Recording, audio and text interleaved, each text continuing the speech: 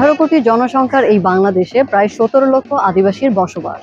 আদিবাসীদের বিভিন্ন সম্প্রদায়ের অংশগ্রহণে শুরু হয়েছে নববর্ষ এবং চৈত্র সংক্রান্তি সাতরঙা উৎসব। বর্ণাঢ্য র্যালি এবং কলাপাতায় ফুল ভাসানোর মধ্য দিয়ে অনুষ্ঠানের মূল আনুষ্ঠানিকতা শুরু হলো আজ। ঢাকায় ঐতিহ্যবাহী এই উৎসবের উদ্বোধন করেন পার্বত্য চট্টগ্রাম বিষয়ক মন্ত্রণালয়ের মাননীয় উপদেষ্টা সুপ্রদীপ চাকমা।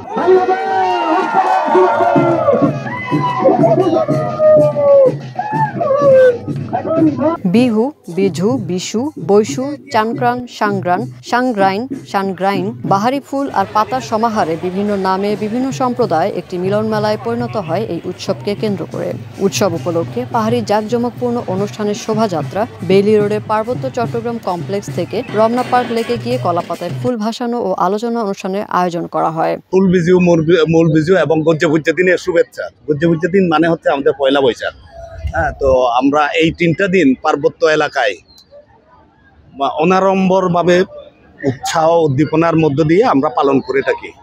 যাই হোক, এটা তারই একটা অংশ এবং আমরা এই অংশটাকে আরও এই যে ইনক্লুসিভিটি ভিতরে নিয়ে আসার জন্য, আপনাদের মাঝে নিয়ে আসার জন্য এই আয়োজনটা করা।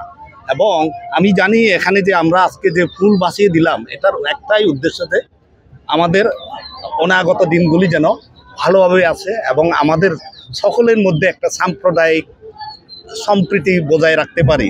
পার্বত্য এলাকায় বলি, সমতলে বলি, তাছাড়া এই সরকারের যে উদ্দেশ্য সকলের অধিকার প্রতিষ্ঠা করা, সকলকে অর্থনৈতিকভাবে স্বাবলম্বী করা, এগুলি আমরা একাতরে করে যাচ্ছি। পার্বত্য চট্টগ্রাম এলাকা যেন বঞ্চিত না থাকে, সেই জন্য আমার কাজ।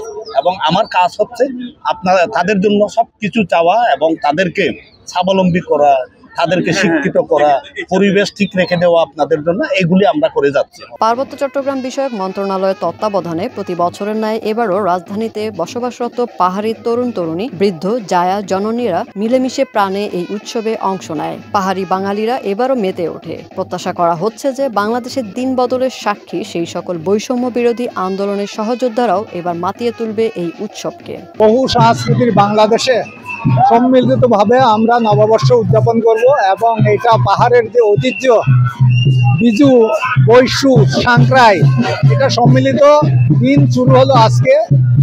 এটাকে চাকমারা বলে ফুল বিজু, কালকে হবে মূল বিজু। মূল অনুষ্ঠানটা নববর্ষ হচ্ছে গজ্জে বিজু। তো সবাই আর কিছু বলার নাই, আপনারা দেখছেন।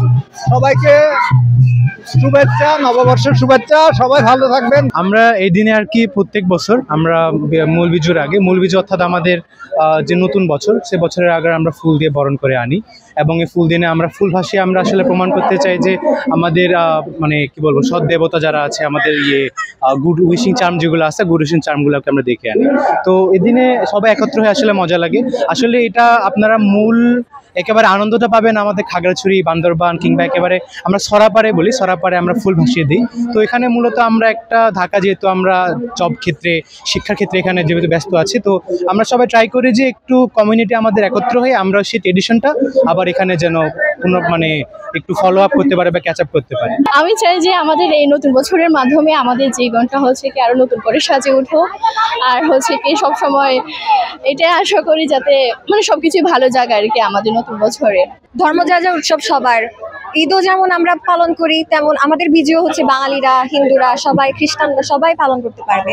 তো এখানে হচ্ছে সবাই যাতে সুখী হোক এই প্রত্যাশা, এই মানে নতুন বছরে আমাদের চাকমা নববর্ষে। আর ফুল ভাসিতে আমরা অনেক মানে আশা করি, অনেক দোয়া করি অথবা দোয়া করে এরকম। তারপর আমরা হচ্ছে এরপরে সবার বাসায় গিয়ে আমরা হচ্ছে অনেক খাওয়া দাওয়া করি, নাচ গান করি।